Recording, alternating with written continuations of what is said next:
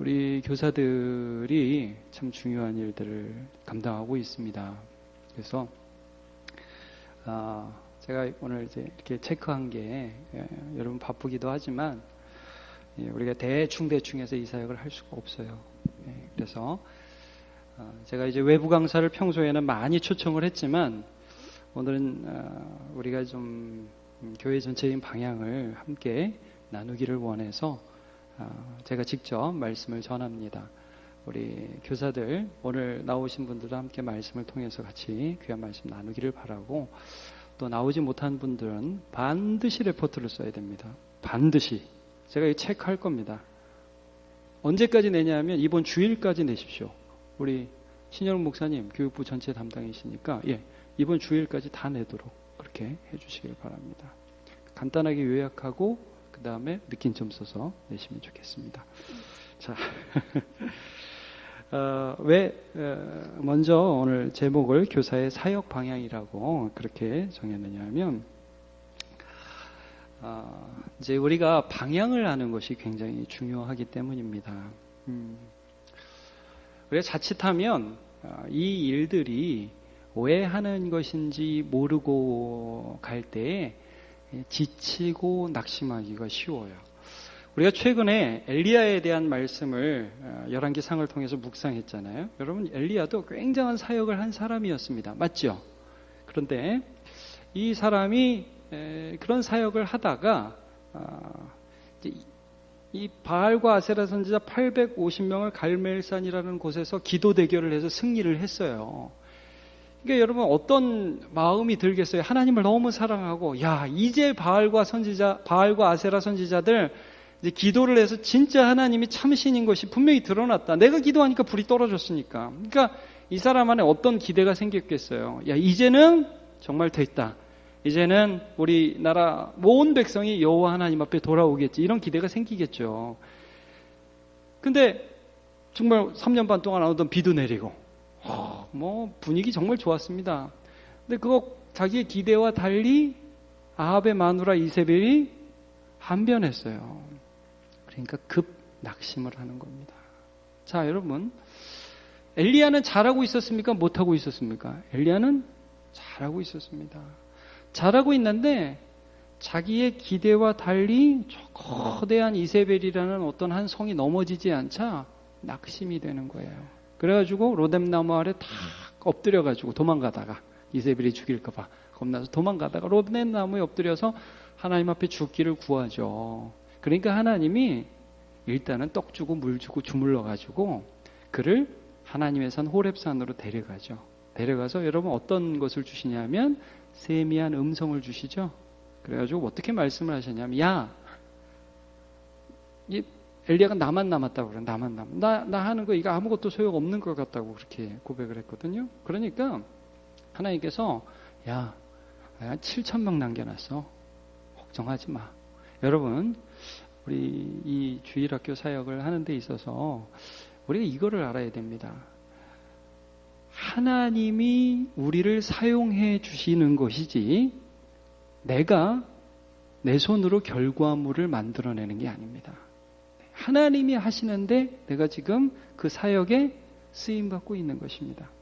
교사를 하다 보면, 아이들을 가르치다 보면 지칩니까? 안 지칩니까? 지치죠. 때려치고 싶을 때가 오죠. 그때 여러분 이 질문을 해야 됩니다. 제가 왜 오늘 제목을 교사 사역 방향이라고 그랬느냐 하면, 나는 바른 방향으로 가고 있는가? 이걸 질문해야 합니다. 나는 바른 방향으로 사역하고 있는가? 엘리야는 거기서 하나님의 세미한 음성을 들어요. 지진, 불 이런 게 지나가는데 거기 하나님이 계시지 않아요. 세미한 음성이 들려요. 그러면서 셋을 세우라고 그러죠. 하사엘을 세우고 예후를 세우고 엘리사를 세우라고 그러죠. 계속해서 하나님의 말씀 사역을 너를 통해서 할 테니까 엎어져 있지 말고, 원래 이세벨이 회개할 거는 하나님도 계획 안 한 걸 엘리야가 바란 거잖아요. 그런 거 아니야. 네가 해야 될 거 꾸준히 그냥 해. 계속해. 그러다 너 오면 돼. 하나님의 역사는 하나님이 이루어 주신다. 이게 여러분, 우리가 어떤 사역을 할 때 이걸 기억해야 합니다. 우리의 기대가 때로 좌절될 때가 있어요. 특별히 다음 세대 사역을 하면서 우리의 기대가 좌절될 때도 있습니다. 우리 교사들은 그럴 때마다 내가 바른 방향으로 가고 있느냐를 늘 질문하고 그게 맞으면 쭉 가시면 됩니다.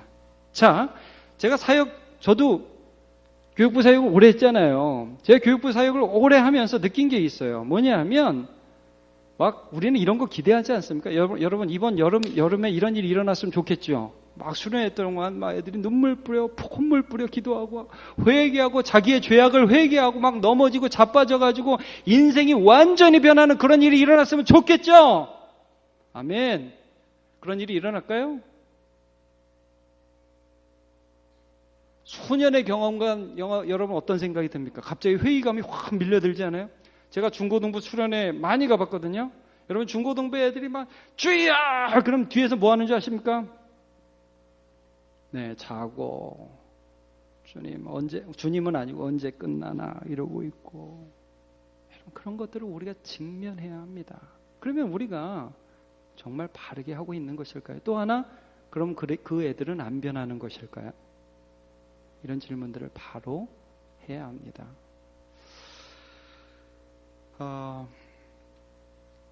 자, 여러분, 우리 교회 교육을 한번 돌아봅시다. 제가 30년, 40년 전을 한번 생각해 보게 됩니다. 제가 유초등부 때, 제가 중고등부 때, 또 여기 계신 40대, 50대 분들, 혹시 유초등부 때 생각나십니까? 옛날에 어땠는지? 그때부터 담임 분들 계시죠? 저는 저희 어른 때 말고 제 때 말이에요. 제 때. 제가 초등부 다니고 중고등부 다닐 때에 지금 기억해 보면 우리가 조금 너무 쉽게 만족하지 않았나 그런 생각을 해요. 이게 무슨 말이냐면 그때는 놀 데가 없었습니다. 그래서 중고등학생들이 어디 와서 놀았죠? 교회 와서 놀았습니다. 그래서 크리스마스 때 많이 오고요. 초코파이 먹으러 오고 막 그랬었습니다. 그래서 제 기억이 우리 남문교회도 지금보다 작년 수가 훨씬 적었는데도 중고등부, 유초등부 애들이 많았어요. 그렇지 않습니까? 유초등부 애들이 제 기억으로 뭐 유치부, 초등부 따로 해가지고 뭐 한 4, 50명씩 되지 않았습니까? 아닌가요? 너무 오래전 일인가요? 청년들은 좀 오히려 적었어요. 제 기억에. 청년들은 오히려 2, 30명을 넘었던 적이 없는 것 같아요. 우리 교회가. 중고등부는 5, 60명 이렇게 됐어요. 6, 70명 이렇게 된 적도 많이 있습니다. 근데 여러분 이거예요. 그렇게 왔어요. 사람들이 많아요. 그러니까 기분이 좋죠. 근데 실제로 그 아이들과 그 청소년들, 그 어린아이들이 예수를 믿은 게 아니었어요. 그래서 어떤 현상들이 교회에서 계속해서 반복되고 있냐면 아이들이 교회에 왔다가 이런 현상들이 있죠. 초등부를 졸업하면서 중고등부로 가면서 우수수수수 떨어지고 중고등부를 졸업하고 청년부로 가면서 우수수수 떨어지는 그런 일들이 부지기수로 있었습니다. 우리 교육부 사역의 바른 방향이 무엇인가를 고민할 때에 이런 것들을 고민하는 거죠. 과연 교육부 사역의 목적은 무엇이고 우리의 사역은 어떤 방향으로 가는가 이거예요. 자, 사역의 방향 여기 이렇게 괄호가 있죠. 거기 선교라고 한번 적어주시겠습니까? 선교. 자, 우리 교사들과 우리 전 교회 교인들은 우리가 뭐 교회도 세운 공동체에서 다음 세대를 세우는데 과연 우리가 하고 있는 이 교사의 사역들이 어떠한 목표를 향해 흘러가고 있는가라는 부분에 대해서 함께 고민을 좀 하면서 이 부분을 살펴보기를 원합니다. 골로새 1장 28절에 우리가 그를 전파하여 각 사람을 권하고 모든 지혜로 각 사람을 가르침은 각 사람을 그리스도 안에서 온전한 완전한 자로 세우려 함이라. 이런 말씀이 있습니다. 완전한 자로 세우려 함. 그러니까 여러분 교육의 목적은 교회에 데려오는 것에서 끝나지가 않습니다. 그 사람을 말씀을 전해서 거듭나서 끝나는 것도 아닙니다. 거듭난 자가 예수 그리스도 안에서 성숙해 가서 그 사람이 홀로 설 수 있게 하는 것, 이게 교육의 목표입니다. 이게 선교입니다. 여러분, 선교는 많은 사람들이 선교를 이제 외국에 가서 복음을 한번 전하는 거로 많이 생각하는데, 선교사들이 선교를 하면서 고민한 게 하나 있어요. 뭐냐 하면, 지금도 이제 필리핀이나 이런 곳에 가서 복음을 전하면 사람들이 떡을 받기를 원하지 복음을 받기를 원치 않아요. 또 복음을 받는 사람들도 어떤 경향이 많이 있습니까? 복음을 받고 교회 세워요. 근데 그 선교사 떠나가면 교회가 없어져요. 너무 웃긴 거예요. 선교에서 가장 중요한 것은 자립이라는 개념입니다, 여러분. 토착민의 자립. 예. 그러니까 우리가 이 교회 교육의 사역에 있어서 가장 중요한 것은 어떤 것이라는 개념을 우리가 가져야 되냐면, 이게 물론 하나님이 하시는 일이고 우리가 그 시기를 당기고 더 늘리고 할 수 있는 그런 우리의 능력은 없습니다만, 그러나 중요한 것은 우리가 가르치는 우리의 아이들이 우리가 없어졌을 때에 우리보다 더 신앙이 좋아지는 겁니다. 자립. 이거를 바라보면서 우리가 이 사역을 하는 거죠. 그러니까 왔다, 오늘 예배 왔네, 이게 아니에요. 저는 작년부 사역을 할 때도, 여러분 제가 작년부 사역을 할 때도 우리 장년들이 남문교회 주일날 한 350명 정도 오잖아요. 예배를 드립니다. 저는 그분들이 다 예수 믿는다고 생각하지 않습니다. 그분 중에 태반은 예수 믿는 분이, 태반이라는 것은 좀 그렇고, 아주 상당수 많은 분들이 그냥 앉아있는 분들이 있어요. 그래서 기도하면서 예수를 선포합니다.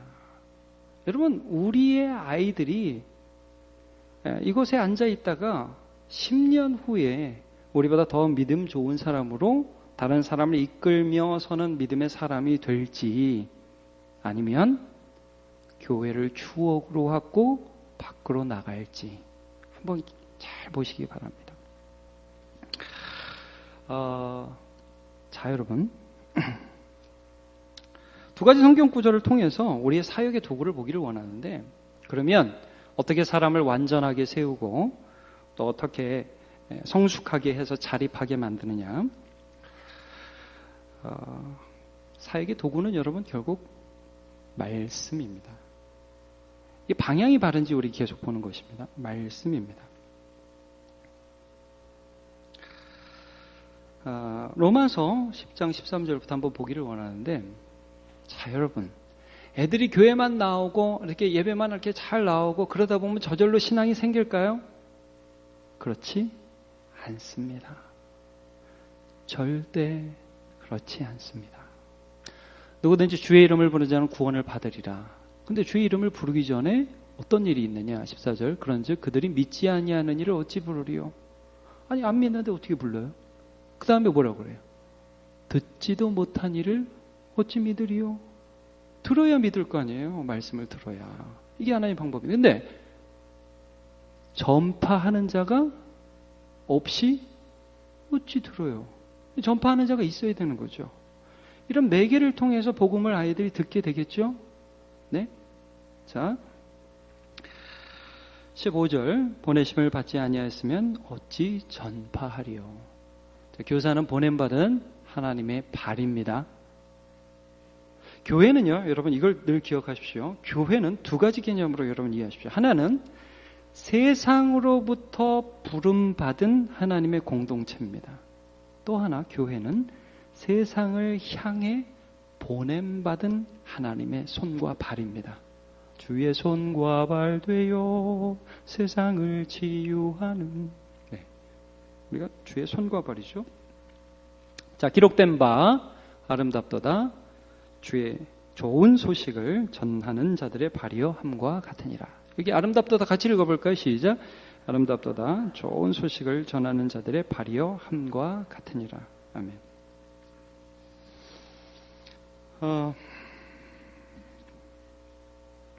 두 가지 본문을 한번 생각해 보죠. 그러면 좋은 소식, 우리가 이제 원론적인 말씀인데, 마태복음 28장 18절.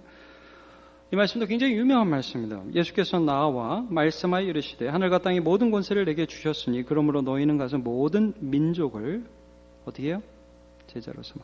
자, 여러분, 선교에 있어 핵심은 예수님이 우리를 구원하셨어요. 말 한번 던지는 게 아닙니다. 한 사람을 세우는 일이에요. 제가 그런 면에서 지금 모든 민족이라고 그랬죠. 네, 모든 민족인데 이게 수평적으로는 모든 민족이고 수직적으로는 우리 자녀들을 향해서 이렇게 해야 되는 것입니다. 자, 볼게요. 모든 민족을 제자로 삼아 아버지와 아들과 성령의 이름으로 세례를 베풀고 세례 주는 데까지 나아가는 거예요. 예. 그렇게 해서 어떻게 하느냐? 세례를 베풀고 그 다음 내가 너희에게 분부한 모든 것, 다른 말로 말씀입니다. 말씀을 가르쳐 지키게 하라. 볼지어다 내가 세상 끝날까지 너희와 항상 함께 있으리라 하시니라. 말씀, 그것들을 지키게 하라고 분명히 말씀하고 있습니다. 자, 오늘 본문 신명기 6장 4절 같이 볼게요. 이것도 PPT로 있어요. 이스라엘아 들어라. 우리 하나님 여호와는 오직 유일한 여호와이시니 너는 마음을 다하고 뜻을 다하고 힘을 다하여 내 하나님 여호와를 사랑하라. 오늘 내가 내게 명하는 이 말씀을 너는 마음에 새기고, 그렇죠. 먼저 여러분 말씀을 우리의 마음에 새기는 거예요. 자, 지금 선교가 어떻게 일어나는지를 말씀드리는 겁니다. 여러분, 선교는 그냥 말씀 하나 띡 던져놓는 게 아니에요. 내게 생명이 되는 말씀을 먼저 내가 경험하고, 그 다음에 여기서는 분명히 누구에게? 너의 자녀에게. 가르치는데 여러분 이것도 좀 보세요. 어떻게 가르쳐야 돼요? 부지런히 가르치라.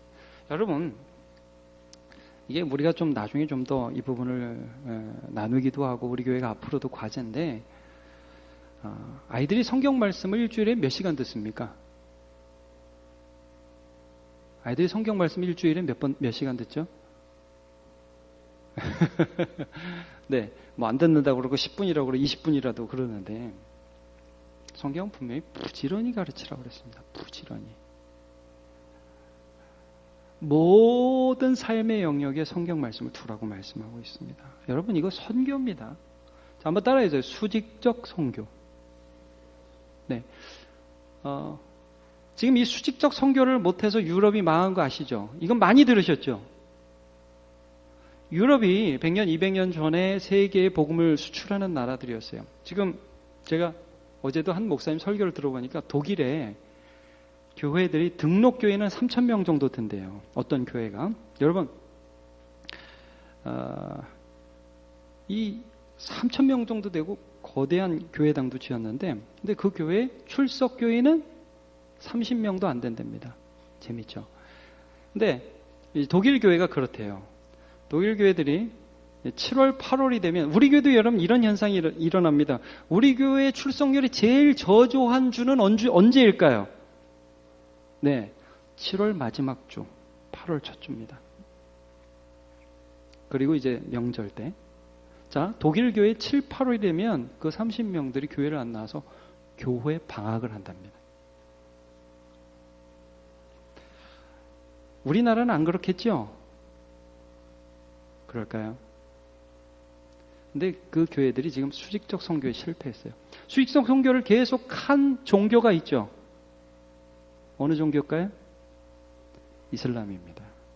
이슬람 무조건 애 많이 낳고 그 애들을 계속해서 이슬람을 주입식으로 교육합니다. 유럽이 완전히 이슬람에 먹혔습니다. 지금 이슬람에 안 들어오는 것도 문제지만 우리가 정말 수직적으로 주의 복음을 아이들에게 전하고 있는가? 이거 분명히 봐야 됩니다. 프랑스의 어떤 교회는 이런 교회도 있답니다. 주일날 하도 성도들이 안 오니까 목사님들이 교회 문 앞에다가 전화번호를 남겼는데, 목사님이. 그래서 한 가정이라도 와서 목사님한테 전화 오면 주일 예배를 드린대요. 이런 일들이 유럽에서 일어나고 있고, 여러분, 우리나라에 현재 우리나라에 주일학교가 교회마다 없어지는 거 아십니까? 우리나라에 주일학교가 없어지고 있어요. 제가 정확한 퍼센트는 기억하지 못하지만 뭐 일단 저출산이기도 하고, 그리고 뭐 애들이 교회에 올 이유가 없는 거예요. 없어집니다. 그래서 생기는 교회들, 뭐 투자하는 교회들, 개념 있는 교회들만 있고, 이제 뭐 여력도 없고 하지도 못하는 그런 현상들이 일어납니다. 그러니까 유럽 교회도 그 출석 교인 몇이 다 노인들이라잖아요. 이거 우리 준비해야 합니다. 자, 부지런히 가르치고, 이럴 때 선교의 도구가 말씀이라는 것을 우리가 분명히 이해해야 합니다. 제가 지난번 제가 우리 교회 오기 전에 지난번 사역하던 교회 고등부 교사로 갔을 때, 고등부 목사로 갔을 때 교회에서 처음으로 이제 설문조사를 했는데 한 교사가 저한테 그런 글을 썼던 게 아직도 기억나요. 목사님, 예수님에 대해서 많이 말씀해 주세요. 예수님에 대해서 많이 말씀해 주세요. 저는 그 말씀이 아직도 가슴에 점이 옵니다. 저도 한번 돌아봤어요. 내가 설교 시간에 세상 성공을 가르치는가 아니면 복음을 선포하고 있는가? 예수 그리스도께서 어떤 일을 하셨는지를 가슴 저미게 내가 우리 성도들한테 혹은 학생들한테 십자가의 복음을, 부활의 복음을 선포하고 있는가? 이것들을 다시 한번 저도 돌아봤어요. 여러분, 우리 남문교회 목사님들이 복음을 온전하게 선포할 수 있도록 여러분 기도해 주십시오. 네, 이 일이 일어나야 됩니다. 저도 마찬가지입니다. 저도 강단에 서서 복음을 온전하게 선포해서, 여러분 우리가 밖에서도 전도하지만 이 예배 시간이 전도 일어나는 시간입니다. 예배 시간이 거듭나는 시간입니다. 예. 자, 제 동기 목사님 중에 선교사들이 많이 계세요. 근데 한 선교사님이 미얀마에 계신 분인데 제가 그분의 말씀을 좀 잊을 수가 없는 말씀을 하셨어요. 이분이 미얀마 이제 불교 국가예요. 선교를 하는데 자기가 거기서 두 개를 느꼈다 이거예요. 첫 번째, 의사로 일하면서 선생으로 일하면서 복음 전하는 거는 말도 안 된다 그러더라고요. 자기가. 어떤 의미에서 그러냐? 의사로 일하면서 복음 전하기 힘들다는 거예요. 말씀 사역만 하기도 너무 바쁘다는 거예요. 말씀을 전해야 변하지. 내 사업하면서 눈치 보면서 어떻게 하냐. 첫 번째 그 말을 했고, 두 번째로 아이들에게 선교 사역해야만 변한다는 말을 저한테 하더라고요. 왜냐? 불교를 통해서 3, 40년, 50년이 이게 완전히 그 세계관과 가치관과 이런 것들이 모든 게 고착화된 그런 사람들에게 복음을 전하면 일시적으로 오지만 중심이 바뀌는 게 너무 힘들다는 거예요. 여러분, 우리도 왜 미취학부가 중요하냐면, 지금 이제 우리 유치부 교사들 여기 계시잖아요. 미취학부가 왜 중요하냐면 그 어린 시절에 첫 그림을 예수로 그리는 게 그렇게 중요한 거예요. 첫 그림을 예수로 그리는 게. 놀아도 교회에 와서 놀아야죠. 네, 교회에 와서 놀아야 합니다. 우리 교회 애들이 놀잖아요, 요즘에. 예. 여러분, 조만간 하나 깨질 겁니다. 기대하십시오. 네, 깨져도 됩니다. 예. 다치지만 않으면 됩니다. 다치지는 않게 우리가 좀 조심하죠. 중고등부 청소년 사역, 그리고 초등부 고학년들은 왜 그때 사역이 중요하냐면 가치관이 형성되기 시작합니다. 그때. 세상적인 것과 하나님의 나라가 갈등을 일으켜요. 그때. 그래서 많이 떠나갑니다. 예를 들면 중고등부 아이들은 진화라는 데서도 궁금한 게 많고요. 과학에 대해서도 궁금한 게 많고 여러 가지로 굉장히 궁금한 게 많다고요. 자, 여러분, 교사들이 어떤 역할을 할까요? 예를 들면 이런 거예요. 아이들이 질문을 해봐요. 어떤 부분에 내가 참 이 성경이 무슨 뜻인지 모르겠다. 우리도 그럴 때 있었죠? 예, 궁금해요. 그러면 교사들이 뭐라고 대답을 해야 될까요? 성심성의껏 대답을 해주고 모르면 목사님에게 물어봐야 됩니다. 그래서 아이들이 가지는 그런 생각들을 존중해요. 여러분, 부모에 대해서 에베소 6장에 뭐라고 말씀합니까? 자녀를 뭐 하지 말고? 노엽게 하지 말고. 아이들 굉장히 중요한 2차적인 인격이 형성되는 때이기 때문에 이때 굉장히 중요한 거예요. 유초등부 사역, 고학년부터의 청소년 사역, 이때 거의 모든 것이 결정됩니다. 자, 이거예요. 여러분 이런 걸 느낄 겁니다. 교회를 고등학교 때까지 다녔어요. 교회를 고등학교 때까지 다녔는데 그때까지 결론이 하나님은 믿을 게 못 되더라 라고 생각하고 청년이 되면서 교회를 떠난 사람은 아예 안 믿은 사람보다 다시 교회에 나올 확률이 훨씬 적습니다. 무슨 말씀인지 아시겠습니까? 교회를 고등학교 때까지 다니면서 교회 문화도 다 경험하고 십자가에 대해서 어설프게 듣고 그 다음에 교회 사람들은 꽉 막혔다고 그렇게 느끼는 청년들은 한 번도 교회를 안 나온 사람보다 예수 믿기가 훨씬 어렵습니다. 반대로 생각해야죠, 여러분. 지금 기회입니다. 지금이 기회입니다. 자, 4번. 사역자는 중매쟁이다. 중매쟁이다. 고린도후서 11장 2절. 내가 하나님의 열심으로 너희를 위하여 열심을 내노니 내가 너희를 정결한 처녀로 한 남편인 그리스도께 드리려고 중매함이로다. 제가 사역자로서 하나 저의 실수, 저의 실패, 제가 잘못했던 거 하나 여러분과 나누고 싶습니다. 제가 처음에 중고등부 사역을 할 때 일입니다. 조그만 교회에 중고등부 사역을 하는데 애들이 정예금줄이니까요. 제가 얘기하면 그때만 해도 그게 언제입니까? 벌써 2000년대 초반이니까 15년, 16년 전이죠. 지금 그 애들이 이제 31 이렇게 됐거든요. 그러니까 애들이 너무 상처도 많고 그러니까 한 1년, 2년 지나니까 저한테 마음을 열고 와서 얘기를 하기 시작했어요. 뭐 이런저런 얘기들. 상처들을 나누고 함께 기도하고 많이 울기도 했어요. 제가 애들 굉장히 사랑하고 저 떠날 때 걔들이 얼마나 막 난리치면서 울었는지 몰라요. 저는 걔들이 예수 믿는다고 생각했어요. 정말 뜨겁게 기도했습니다. 지금 소식을 듣는데 반은 교회 안 나가는 것 같아요. 제가 그 다음부터 제 사역에 대해서 참 많은 생각을 했습니다. 제가 이제 그 다음에도 고등부 사역을 했는데 그 사역 초기에도 정말 뜨겁게 기도했거든요. 고등학생 아이들하고 정말 뜨겁게 기도하고 뭐 수련회 끝나면 애들이 문자가 얼마나 많이 오는 줄 몰라요. 목사님, 저는 예수님을 뭐 배반하지 않을 거예요. 주님을 사랑할 거예요. 그런 애들 많았습니다.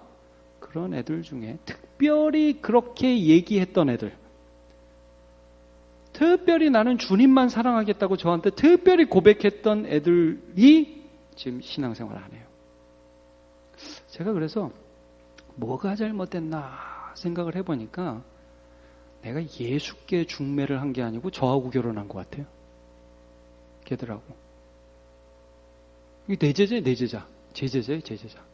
제가 없어져야 되는데 애들이 얼마나 감정적으로 저한테 의지를 했는지 몰라요. 제가 요즘에 내가 참 사역 초기에 잘못했다. 내가 없어져야 되는데 내가 예수의 말씀 앞에 얘들을 세우고 예수의 말씀으로 걸음마하고 야 네가 나가라고 도전해가지고 이놈들이 똑바로 서야 되는데 이게 뭐 내 제자 만든 그런 꼴이 되어버려서 제가 참 지금도 많이 회개하게 됩니다. 성도들은 말씀으로 세워야 하는구나. 성도들은 내 사람 만드는 게 아니라 성도들은 예수 그리스도의 사람으로 만들어야 되는구나. 여러분, 우리의 자녀들이 남문교회에 와서 예배드립니다. 원대하게 보십시오. 원대하게. 길게 보십시오. 그러면서 오늘을 보세요. 제가 방향이라고 계속 말씀드립니다. 길게 보면서 오늘을 보십시오. 제가 이제 우리 교회 교육부 사역에 대해서 요즘 좀 고민이 많습니다. 많습니다. 하여튼 많은데 나중에 좀 자세히 말씀을 드리겠습니다. 자, 아이들이 말씀을 들을 수 있는 시간 5번에 이렇게 되어 있죠. 매주 예배와 성경 공부 시간입니다. 첫 번째로는 매주 예배와 성경 공부 시간입니다.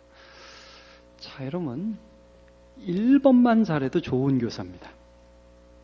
분명히 말씀드려요. 1번만은 잘해도 좋은 교사입니다. 두 번째, 훈련 프로그램입니다.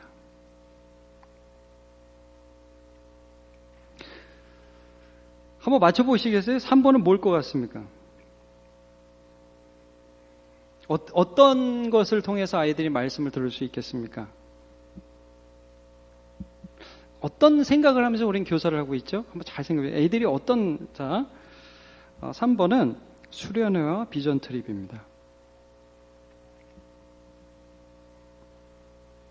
4번 개인적으로 교사를 통해 직접. 5번 무슨 대회와 무슨 대회? 이건 쉽죠, 그렇죠? 무슨 대회와 무슨 대회? 성경 암송 대회와 성경 퀴즈 대회. 자, 우리 교사들 한번 생각해 보세요. 성경 암송 대회를 통해서 우리의 아이들이 성경을 더 가까이 할 수 있다는 생각을 하고 계시죠? 제가 우리 유치부를 여러분 보세요. 성경 암송 대회 유치부 애들이 올라와서 하죠? 그 교사들이 잘하는 겁니다. 교사들이. 중고등부는 성경 암송 대회를 위해서 지금부터 준비하고 있습니까? 그런 걸 하는 겁니다. 성경 퀴즈 대회를 위해서 한 달 전부터 아이들과 함께 성경을 교사들이 읽고 있습니까? 그런 걸 하는 겁니다. 유초등부 교사들은 그런 생각을 갖고 있습니까? 자, 6번. 1번과 6번이 제일 중요합니다. 가정을 통해서입니다. 자, 제가 1번을 잠깐 말씀을 드릴 수 있는 시간, 매주 예배와 성경 공부. 자, 제가 어린이집에서, 우리 남문 어린이집에서 매주 한 번씩 설교를 합니다. 애들이 들을 것 같습니까? 안 들을 것 같습니까? 궁금하시죠? 근데 제가 어린이집에 가서 좀 은혜를 받은 게 있습니다. 우리 어린이집 교사들이 여러 교회를 다녀요. 원장님만 우리 교회 다니고 다른 분들은 다 다른 교회를 다녀요. 뭐 권사님도 계시고 뭐 이런데 제가 설교를 하면 그 아이들은 뭐 별거 아닌 거에 반응을 해요. 여러분 요셉이 꿈을 꿨어요. 그럼 갑자기 이쪽에서 나도 꿨는데요. 막 이러고 애들이 그래요. 나도 꿨는데요. 그럼 얘 나도 꿈에서 여기 이렇게 해줬어요. 그리고 뭐 갑자기 여기 난 다쳤어요. 막 그러고 그래요. 재밌죠? 귀엽죠? 자, 근데 제가 이렇게 설교가 잘 될 때가 있고 안 될 때가 있고 애들이 떠들 때 있고 좀 덜 떠들 때도 있어요. 근데 우리 교사들이 어떻게 하느냐 하면 교사들이 아이들이 심하게 떠드는 날은 그러니까 애들이 떠들 때 교사들이 사이사이에 앉아서 뭐라고 말씀 들어야지. 애들을 자중시켜요. 말씀 들어야지. 그리고 나서 다 끝나고 특별히 더 떠든 날은 제가 나가면 원장 선생님이 앞으로 나오세요. 우리 임차라반 어린이들 오늘 목사님이 말씀 전하셨는데 그럼 걔들이 이미 이제 혼나는 줄 알아요. 다 그렇게 듣고 있어요. 오늘 목사님이 말씀 전하셨는데 선생님은 좀 더 말씀을 잘 들었으면 좋겠어요. 그렇게 할 수 있어요? 애들한테 가르쳐요. 애들이 듣기 힘들죠. 근데 저는 어디서 은혜 받았냐면 교사들의 태도에서 은혜를 받았어요. 교사들이 말씀을 들어야 산다는 생각을 갖고 있어요. 그걸 갖고 있어요. 말씀을 전하는 사람을 존경하게 가르쳐요. 자, 우리 교회 학교 학생들이 지각을 합니까? 안 합니까? 저는 오늘 교사들 출석률을 보고 이래서는 안 되겠다 생각이 듭니다. 자, 우리 부장 선생님들 안 됩니다. 이렇게 하면 우리 정신 똑바로 차려야 됩니다. 눈물을 뿌려서 기도해야 되고, 그리고 여러분 이런 거 있죠? 제가 사역할 때 좀 그런 경험이 있었어요. 이제 1시간 전에 우리 교사들이 모임을 하잖아요. 1부와 2부 사이에 모임하죠? 각 부서? 다 하죠. 예, 그 시간에 교사들이 함께 기도하고, 그 다음에 오늘 있어야 할 사역에 대해서 목사님과 부장 선생님이 이미 말이 되어서 그 부장 선생님이 교사들한테 공지하는 걸 정확하게 듣고, 그리고 그 틈나는 시간에 불이 나게 전화를 해대야죠. 그죠? 그 시간에 전화해야죠. 왜냐하면 자고 있으니까 이놈의 자식들이. 전화해서 깨우고, 할 수만 있다면 그 전날 전화해서 부모와 이야기하고 아이들과 이야기하고, 물론 물론 안 받는 녀석들이 있고, 예? 그렇지만 계속해서 이렇게 관계 가져야죠. 교사 기도회를 통해서 어떻게 행사가 이루어지고 있는지. 자, 여름 캠프에 대해서 이번에 이제 여름 캠프가 7월부터 있잖아요. 그럼 교사들은 그 부분에 대해서 철두철미하게 이해해야 합니다. 그렇죠? 자, 여러분 매주 예배를 통해서 성경 공부를 통해서 훈련 프로그램을 통해서 수련회 및 비전 트립을 통해서죠. 지금 우리가 지금 왜 교사 부흥회합니까? 수련회 앞두고. 제가 우리 교회 비전 트립 지금 이제 작년에 재작년에 이제 베트남 갔다 왔고, 작년에 국내 비전 트립 갔고, 올해 일본 가는데, 여러분, 비전 트립을 통해서 하나님이 우리 자녀의 마음에 불을 당길 수 있습니다. 근데 애들이 그걸 모르죠? 애들은 모릅니다. 갔다 오기 전에는. 그럼 누가 알려줘야 될까요? 교사들이 알려줘야 됩니다. 제가 대학교 딱 처음 갔는데 제가 IBF라는 동아리를 했습니다. 근데 거기서 제가 기이한 현상을 봤어요. 선배들이 나를 수련회 보내려고 정말 발악을 하더만요. 발악을. 저를 수련회 보내려고. 근데 거기 수련회가 독특해요. 우리는 그렇게 할 수 없습니다. 우리 청소년들 뭐 아침부터 저녁까지 계속 말씀 듣고 그러면 안 됩니다. 애들 이제 넘어갑니다. 그러나 말씀을 듣는 시간이 있어야 돼요. 자, 근데 제가 갔던 그 수련회는 진짜 아침에 큐티하고 점심까지 강의 듣고 점심 먹은 다음에 원투원이라고 해서 사람 서로 만나고 아마 그리고 무슨 성경 공부 또 하고 저녁 집회 또 하고 기도하고 이런 수련회, 그것도 일주일 거기 보내려고 선배들이 길을 쓰더라고. 돈 내주고 그러려고. 이번에 우리 청년부도 수련회를 보니까 좀 그런 식으로 하더라고요. 네, 계속 청년부 수련회 아주 좋은 방향이라고 생각이 들어요. 그렇게 그 집회를 통해서 듣는 말씀, 이거를 누가 소망하냐면 먼저 경험한 사람들이 하는 것입니다. 나 오늘 중고등부 교사들이 좀 많이 왔어야 되는데. 다 인터넷으로 듣는 분들 잘 들으십시오. 자, 제가 교사 이것도 좀 얘기하겠습니다. 교사가 지각을 하면 되겠습니까? 안 되겠습니까? 제가 우리 유초등부 부장선생님이 초등부 부장선생님이 그러더라고요. 교사가 지각하는 애들은 애들이 아니라 죄송합니다. 교사가 지각하면 그 교사는 그만두게 할 거라고 그랬죠. 초등부 부장이 그렇게 얘기했죠. 그러려면 간두라고. 아주 잘한 겁니다. 여러분, 애들도 압니다. 저 교사가 진짜인지 가짜인지. 내가 아이들에게 하는 것 이상으로 보이지 않는 자리에서 하나님과의 관계를 가져야 됩니다. 교사는. 그게 드러나게 돼 있어요. 그게 드러나게 돼.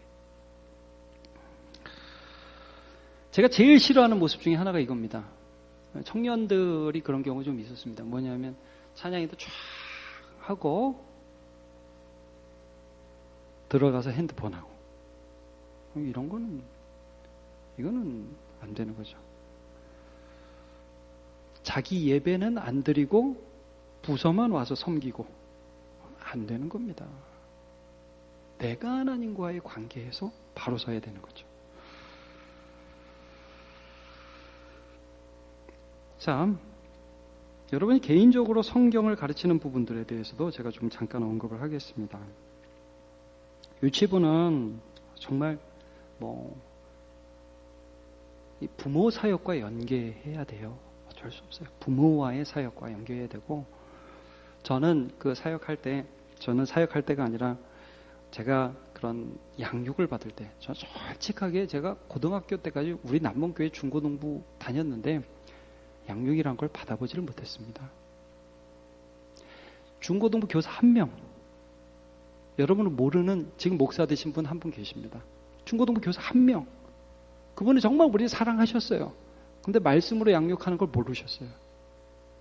그냥 애들하고 친구, 거기서 끝. 책이라도 좀 주시고요. 자, 초등부 이상은 말씀이라도 좀 주시고요. 이거 있잖아요.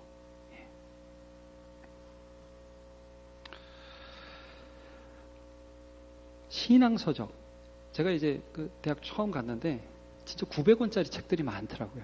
그런 거 사서 주시더라고요. 그런 거 사서. 저는 우리 남문교회 앞으로도 책만 읽는 교회로 이제 좀 같이 가려고 그럽니다. 말씀 많이 이렇게 나누고. 어떻게든지 말씀으로 관계하려고 하시기를 바랍니다. 근데 여기 이제 그 세 가지 부수적인 사역, 부가적인 사역을 잠깐 이제 나눌 텐데, 그 세 가지 부가적인 사역이 뭐냐면 관계 사역, 첫 번째 관계 사역, 그 다음에 두 번째는 가정과의 협력 사역, 그 다음에 권위자를 인정하는 분위기, 세 가지를 말씀드리겠습니다. 관계 사역. 이게 무슨 말이냐면, 자, 아까도 말씀드렸습니다. 저 사람하고 나하고 관계가 없으면 들을 이유가 없는 거예요. 아이들과 친해져야 된다는 거예요. 쉽게 말하면 아이들과 친해져야 된다는 거거든요. 근데 이건 말씀 사역을 위한 예비적 단계입니다. 친해지지 않으면 말씀 듣지 않습니다. 친해지면 듣습니다. 여러분, 제가 청소년 사역하면서 제가 느낀 게 있습니다. 아이들이 제 설교를 듣습니다. 제가 설교를 잘해서 들을까요? 아닙니다. 저보다 훨씬 잘하는 사람 와서 해도 안 들어요, 애들은. 근데 제가 한번 들어요. 왜 들을까요? 저하고 밥을 먹었기 때문입니다. 관계가 있으니까. 그래서 하는 거예요. 예. 넌 뭐냐? 자, 선생님한테 전화가 옵니다. 애들이 받습니까? 안 받습니까? 받기도 하고 안 받기도 하죠. 근데 여러분, 뻔한 질문을 하는 전화는 받기가 싫은 겁니다. 왜 안 왔어? 이번 주에 와. 그래, 안녕. 이런 전화는 받기가 싫죠. 당연히 싫죠. 그건 스팸입니다, 스팸.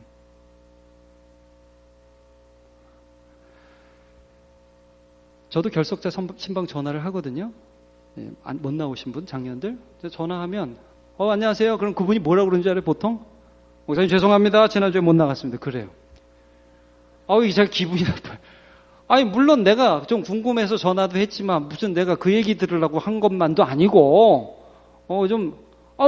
알았다고 알았는데 잘 지내고 있냐고, 건강하냐고. 나는 당신한테 관심이 있는 거다. 그리고 여러분, 제가 결석자 신방을 하더라도, 왜 안 왔냐를 안 물어볼 때가 많아요. 제가. 관계니까. 내가 정말 관심 있는 건 당신이니까. 예. 이번 주에 당신 나오면 해결됐다가 아니잖아요. 자, 저는 이런 얘기를 너무 많이 들어요. 애들이 궁금해서 물어봤는데 거기에 대해서 대답이 너무 좀 비인격적으로 오는 거예요. 제가 아는 어떤 사람이 청소년 때 그래도 자기 이름도 불러주는 어떤 강도사님인가 전도사님인가 목사님인가 있어가지고 성경을 보다가 너무 궁금한 게 있어가지고요. 그걸 가지고 한번 물어봤대요.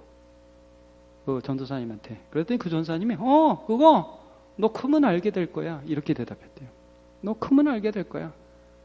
그 다음부터 어떤 질문도 그 사람에게 하지 않았답니다. 자, 여러분 이거 기억하십시오. 제가 우리 교회에서도 사역을 해보니까 이런 거예요. 우리 어르신들이나 그 교회를 사랑하는 40, 50대 정도 되는 분들은 교회에 대해서 질문이 생기고 궁금하면 어떻게든지 물어보시죠? 아닌가요? 여러분도 많이 참고 계십니까? 근데 어떻게든 보통 물어보잖아요. 그리고 못 물어보면 참고라도 교회를 다니죠?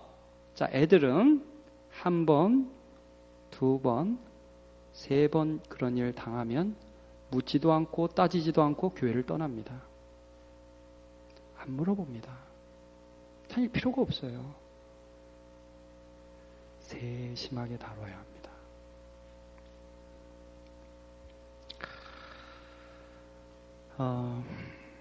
제가 참 목사지만 저는 교사들한테 많이 배웠습니다. 저는 지금도 우리 남문교회 참 훌륭한 교사들이 많은 것에 대해서 감사해요. 이제 기억 남는 교사가 한 명이 있습니다. 우리 교회 말고 딴 교회. 이분은 아줌마였습니다. 아줌마였는데 이 아줌마 교사는 누구에 특화된 교사였냐면 청소년 문제아 남학생. 독특한 교사예요. 청소년 문제아 남학생을 너무 좋아해. 이분은. 그래가지고 막 걔들하고 같이 밥도 먹고, 야 이 자식아, 뭐 야 이 XX야, 막 이러면서 머리도 치고 그러면서 친해져요 일단. 그리고 이분이 그 다음에 뭘 하냐면 친해지고 밥 먹고, 그럼 애들이 이제 막 물어도 선생님 왜 그랬어요? 그럼 뭐 굉장히 수준 낮은 질문을 하거든요 애들이. 여러분 청소년 남자애들은 굉장히 유치한 질문을 굉장히 진지하게 합니다. 그러면 야 이 자식아 이러고 뭐 이렇게 하는 게 아니라 그걸 들어주는 거예요 진지하게. 그렇게 막 관계를 가져요. 이분이 어떻게 사역을 하냐면 제가 굉장히 인상 깊은 걸 봤어요. 뭐 말씀 보내주도 않아요. 집회만 데려와요. 예배 때 데려와요. 제가 왜 주일 예배를, 여러분 주일 예배를 소중히 여깁니까? 우리 교육부 교사들 주일 예배를 소중히 여깁니까? 예배를 계속 데려와요. 이분이 하는 일은. 여러분 교사가 위대한 하나님의 일을 내가 한다고 생각하지 마십시오. 너무 그런 부담 가질 필요 없어요. 자, 목사님을 잘 보필하십시오. 그리고 우리 남원교회 목사님들은 말씀을, 복음을 정확하게 아이들에게 전하려고, 물론 전사님까지 포함해서 정확하게 전달하려고 지금도 애를 쓰고 있고 계속해서 애를 쓸 겁니다. 예배를 중요히 여기고, 제가 있던 교회는 2월 말 되면 꼭 갖기 전에 청소년 대각성 집회하거든요. 중학생들이 한 400명 정도 되고 고등학생들이 한 350명 됐었어요. 그러면 그 집회하면 400~500명의 청소년들이 옵니다. 무조건 데리고 와요. 데려서 앉혀놓습니다. 은혜 받아도 되고 안 받아도 돼요. 여러분, 아이들이 은혜를 받아도 되고 안 받아도 됩니다. 말씀 듣는 자리로 데려오십시오. 네. 제가 4년 반 지나면서 이런 얘기 잘 안 했죠. 청소년 비전 집회합니다. 우리 어떻게든 예배 드리잖아요. 수련회 하잖아요. 여러분 이번에 초등부 캠프 나가잖아요. 제가 초등부 캠프 하는데 그래 참 이번에 감사한 게 참 저도 그런 생각은 못했는데 우리 초등부 교사들이 건의해가지고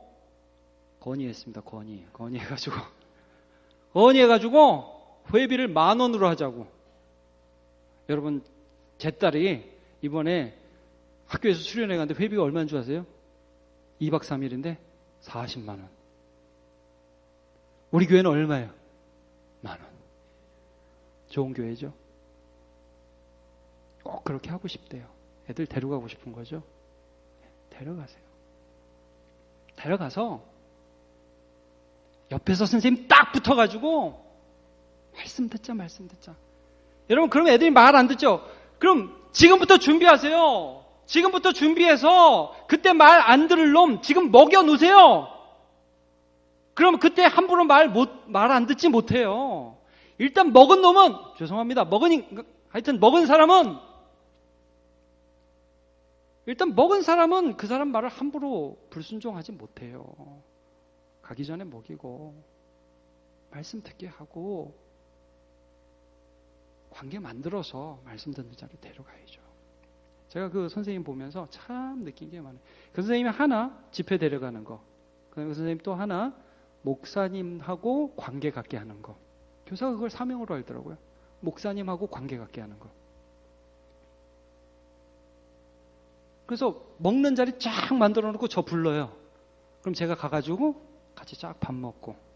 제가 우리 그 초등부 아이들 제가 소식을 하나 들었는데 제가 비밀리에 이런 얘기를 들었습니다. 박창래 목사님을 함부로 대하는 초딩들이 많다고. 제가 그 중에 한 명이 저하고 같이 사는 애라는 얘기를 들었어요. 그래가지고 제가 불러다니고 혼냈어요. 너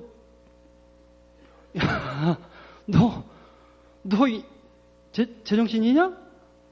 목사님 똑바로 불러라. 한 번만 더 그런 소리는 내가 그냥 안 둬도. 제가 그랬어요.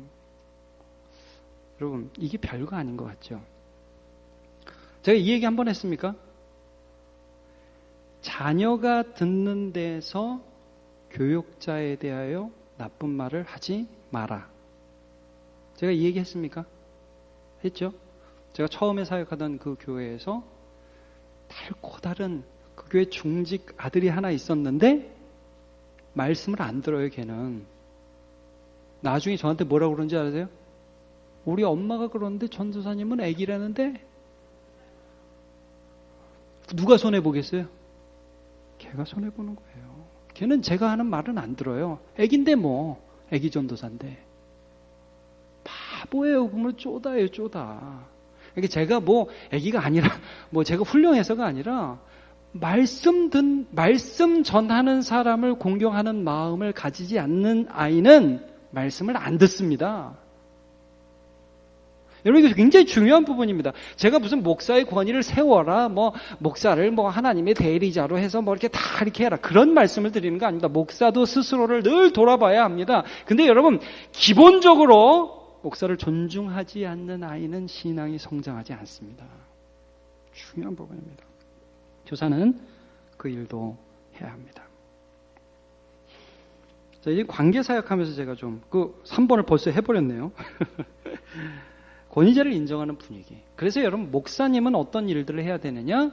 교사를 세워주는 일들도 하게 됩니다. 너 그 선생님 말 들어라, 이거예요. 너 그 선생님 말 들어라. 여러분, 이 애들이 얼마나 영악한지 몰라요. 아이들은 영악합니다. 그래서 딱 이간질합니다. 하여튼 무슨 틈만 나면 우리 목사님 이상하던데, 딱 이렇게. 우리 선생님이 이상하던데.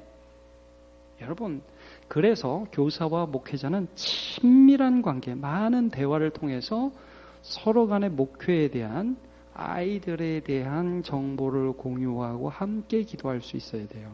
안 그러면 부흥이 되기 시작하면 그 틈을 치고 올라옵니다.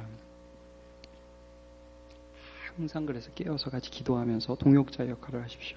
갈라디아서 6장 6절에 7절, 이거 한번 같이 읽어봅시다. 갈라디아서 6장 6절에 7절 시작. 가르침을 받는 자는 말씀을 가르치는 자와 모든 좋은 것을 함께하라. 스스로 속이지 말라. 하나님은 업신여김을 받지 아니하시나니 사람이 무엇으로 심든지 그대로 거두리라. 여러분, 말씀을 가르치는 자와 모든 좋은 것을 함께하라. 그분을 존경하라는 말씀입니다. 특별히 우리의 자녀들에게 그렇게 가르치시기를 바랍니다.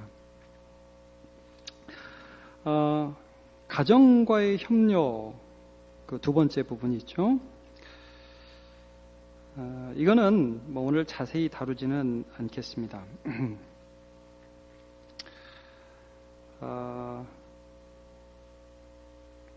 뭐 예를 들면 이런 거죠. 여러분, 우리 선생님들이, 저는 1년에 유치부와 초등부는 매주 부모님과 통화하셔야 됩니다.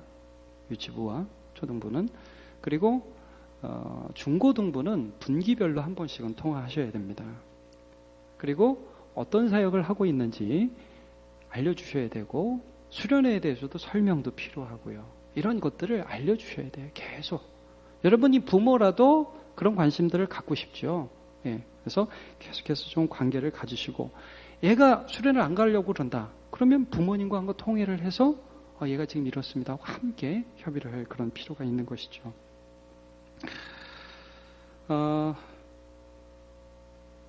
마지막으로 우리 좀 전에 봤던 그 자녀 가정, 지금 그거 하고 있군요. 예. 됐습니다. 그렇게 하시면 됩니다. 자, 진짜 마지막 하겠습니다. 이제 다 했습니다. 디모데후서 2장 2절을 한번 같이 읽어보겠습니다. 시작. 또 내가 많은 증인 앞에서 내게 들은 바를 충성된 사람들에게 부탁하라. 그들이 또 다른 사람들을 가르칠 수 있으리라. 아멘. 지금의 교회 교육 현장은 하향 평준화되어 있습니다. 여러분, 이게 무슨 말씀인지 아십니까? 하향 평준화되어 있습니다. 여러분, 중직의 자녀들은 교회 문화에 이미 식상해 있습니다. 이게 무슨 말씀인지 아시겠죠? 교회에서 뭐 하는지 안 봐도 비디오입니다. 초등부 6년, 중고등부 6년 다니면 예배 어떻게 드리는지 목사님이 하면 하고 애들은 다 알아요. 처음 온 애들은 아예 떠들고, 얘들은 자부심과 기대감이 없고, 그러니까 하향 평준화돼요. 그래서 대부분의 교육부 예배는 예배 분위기도 잘 안 잡히고 그런 경우가 많아요. 저는 우리 교회가 그렇다는 건 아닙니다. 그렇게 될 가능성들이 굉장히 많이 있습니다. 열심히 하는 애들은 부끄러워하고 새로운 애들은 막 기가 막 살고 그런 경우가 많이 있어요. 자, 교회 학교 교사들은 아이들을 눈여겨봐서 거듭났으며 하나님을 사모하는 마음이 이렇게 보이는 애들이 있죠. 그런 애들은 훈련을 시켜야 됩니다. 리더로 만들어야 돼요. 그런 애들은. 다 똑같이 보지 마세요. 자, 이건 차별이 아니에요. 이건 차별이 아닙니다. 지금 교회 학교에서 정말 물불을 못 가리고 뛰어노는 애들이 있어요. 걔들은 훈련을 센 훈련을 할 수가 없어요. 걔들은 따로 불러놔 놓고 진짜 예수님에 대해서, 복음에 대해서 차근차근 하고 관계도 가지고 말씀 듣는 자를 자꾸 데리고 와야 돼요. 그러나 여러분 이미 예수 믿고 더 갈급한 사람들 있죠. 우리도 한번 생각해 보세요. 여러분 예수 믿고 갈급함이 있죠. 그래서 예배 더 나오는 거죠. 더 알고 싶죠. 그런 사람들이 교회 주축이 되게 세워놓으란 말이에요. 그러면 그 아이들이 다른 아이들에게 영향을 끼치기 시작해요. 예. 이게 막 교사가 다 끌고 가는 게 아니에요. 모든 사역을 할 때 제가 마음에 가지고 있던 한 사역이 있었어요. 리더 그룹에 대한 헌신이었어요. 리더 그룹에 대한 헌신. 저는 지금 남문교회에서도 그래서 우리 구역장 그룹에 대한 특별한 애정을 제가 가집니다. 예. 중직자에 대해서는 마찬가지예요. 제가 왜 직분자 훈련들을 그렇게 하겠어요? 여러분, 먼저 하나님을 향하여 갈급함이 있는 사람들을 더 먹여주면, 그러니까 제가 지금 말씀하는 건 말씀입니다. 말씀을 먹여주면 그 사람들은 더 모범이 되고 더 자신감을 갖고 영향을 끼치기 시작해요. 이런 게 교회 학교에 일어나기 시작해야 된다는 거죠. 정리하겠습니다. 우리는 선교 사역을 하고 있습니다. 수직적 선교죠. 거듭나게 하고 온전하게 세우는 사역입니다. 이것은 오직 말씀으로만 되는 사역입니다. 말씀 듣게 하고 말씀으로 도전하게 하는 것이고, 그런 과정에서 관계 사역이 필요하고 가정과의 연합이 필요하고 권위자를 세우는 것들이 필요한 것입니다. 마치 죄에 대한 통렬한 회개 이후에 복음이 복음되는 것처럼 너와 내가 인격적인 만남을 가짐으로 신뢰를 쌓고 그 신뢰를 통해서 복음에 들어가는 것입니다. 이 사역을 하고 있는 우리 귀한 교사들 잊지 마십시오. 내가 지금 어떤 일을 하고 있는지. 여러분, 이번 여름이 얼마나 중요한 한 정점이 될지 여러분 그걸 잊지 마십시오. 수련회 데려가려고 몸부림치셔야 됩니다. 캠프 데려가기 위해서 몸부림쳐야 됩니다. 그리고 그냥 데려가지 말고 그 아이를 위해서 눈물불에 기도해야 되고, 정말 이 아이가 복음에 반응할 수 있도록 위해서 기도하고, 이번에 안 되면 다음에 안 되면 그 다음에, 그리고 그 중에서 반응하는 놈들 딱 뽑아다가 훈련해야 되고. 그래서 우리 목사님들한테 제가 늘 말씀드려요. 야, 우리들 이제 준비해가지고 일부 예배 시간이 되든 오후 예배 시간이 되든, 제가 그랬어요. 중고등부 목사님한테, 당신이 아니라 하여튼 목사님, 오후 예배 시간에 목사님만 안 나와도 된다. 애들하고 성경 공부해라. 준비하고 있어요. 예. 초등부, 그래서 토요학교 그래서 하는 겁니다. 토요학교 그렇게 해가지고 아이들과 기도학교도 하고 아이들과 어디도 가고. 토요학교에 왜 꽉 안 차느냐? 제가 좀 다시 한번 좀 연구해봐야겠어요. 토요학교에 이번에 몇 명 있죠? 5명 있어. 5명. 10명 정원인데, 그죠? 10명 정원인데 5명이 했단 말이에요. 제가 속이 뒤집어져요. 5명은 어디 갔냐? 5명.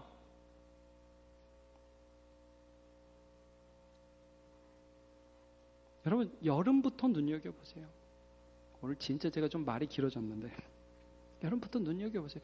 누가 훈련을 받아야 되는지. 자, 여러분, 이 흐름들 있죠. 이 흐름들. 교사들은 이 흐름들을 알아야 돼요.